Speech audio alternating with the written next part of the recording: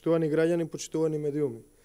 Додека Кочо Анѓушев се закануваше со тужби за клевети кон мене деноиве, и во собранието Заев одеше против волјата на граѓаните, истиот тој Заев лично на 9 октомври му потпишал на неговиот вице-премиер и со партијец Кочо Анѓушев согласност за давање по долготраен закуп на градежно земјиште за изградба на хидроцентрала.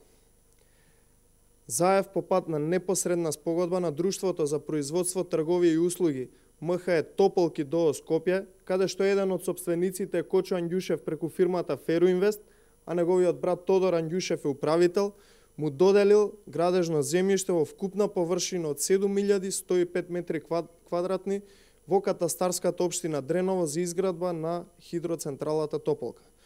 Одлуката е излезена во службен весник на 15 октомври, тоа е оваа одлука. Почитувани, дали станува збор за нов скандал, каде што владата, во која што Кочо Анѓушев е втор човек, му доделува во непосредна постапка согласност за изградба на хидроцентралата на истиот тој втор човек Кочо Анѓушев.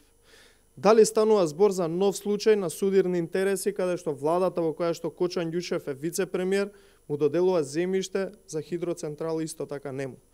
Ова е класичен, најкласичен случај на судир на интереси во владата на СДСМ.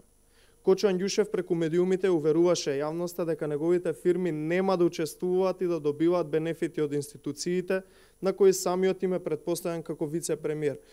Но, очигледно на Кочо Анѓушев поважен му е личниот интерес и интересот на неговиот бизнис.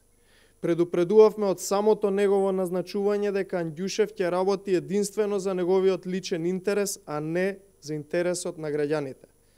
Практично оваа влада работи лично за нивниот интерес и нивниот бизнис, а граѓаните ги оставаат на цедило.